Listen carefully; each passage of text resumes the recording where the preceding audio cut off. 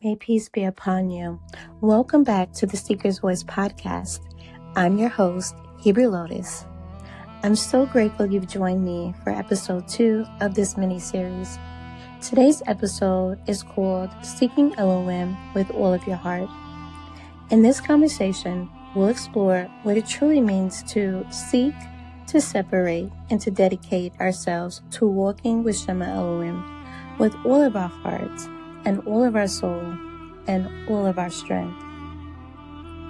To walk with Shehmaa Eloowwem, and when I say that name, I am referring to God, El Elyon, Elohi, Allah, God Almighty, and all of the names by which Shehmaa Eloowwem is known.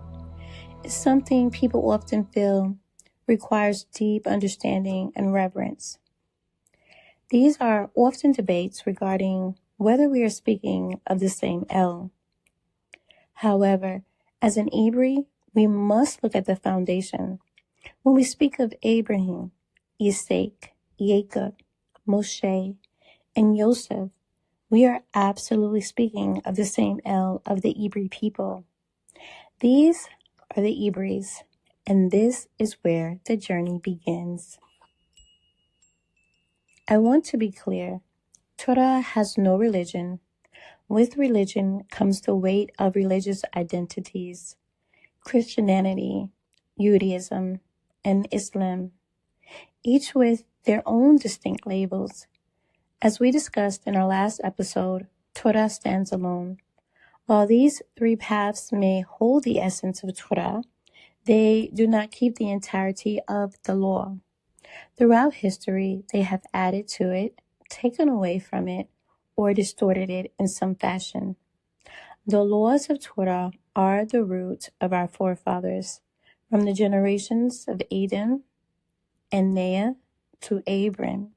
These foundations are recorded in Torah. If you understand this beginning, you fall underneath this covenant.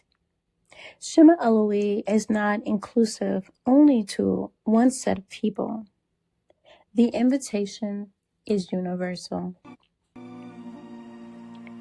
When you search for Shehmaa Eloowwem with all of your heart, soul, and might, you will discover that He is holy. This is the core of Torah teaching. Consequently, you must consecrate yourself to meet that standard. How can one ravish of entering heaven? How can one dream of paradise or being gathered to sleep with our forefathers without first learning the foundation of holiness? Torah transcends race, ethnicity, and religion. It has no favorites. It is the law for all of the sons of Adam. To be clear, while the sons of Israel are the descendants of Yaacob broken into tribes, this did not eliminate the broader Hebrew identity. Consider Ishmael. His father was Abram, making him an Hebrew with a Misri mother, Egyptian mother. The Hebrew path has no religion but Shehmaa Eloowwem. It is vital to break the false narrative that Torah is exclusive to the Jews. While Judaism has become the mainstream face of these teachings, it remains a religion that added to the original word. The Jews were but one part of the 12 tribes of Yaacob. Yet the law and the Torah itself never changed. When you look at Torah as a guide to holiness and a way to live your life through the commandments in Devarim, Deuteronomy, you see that Eloowwem knew the Hebrew people were stiff-necked. He knew that we would turn our faces away, yet He provided a way back. Only when you search for me with all of your heart and all of your soul and all of your strength, only then will I accept you back. This is why reading Torah is essential. If there is a desire for it, I would be honored to dedicate a season to reading Torah from the beginning to the end, providing a path for enlightenment and discovery. So, whichever platform you are tuning in from, please leave a comment or a response if there is a desire for it. When Moshe spoke to the Hebrew people, a collective that ranged from slaves to Mitzrayim, Midianites, and many more, Shehmaa Eloowwem declared that the citizen and the proselyte shall become one. Whoever loves Shehmaa Eloowwem and desires to walk in righteousness will find that if they seek, they shall surely find. Today, the truth is obscured by a smoky wick and a haze in the air. For too long, the raw essence of Torah has been wrapped in mainstream stipulations and racial divides.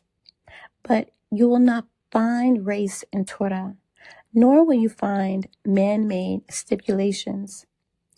We are all slaves unto Shehmaa Eloowwem, who does not change simply because man does.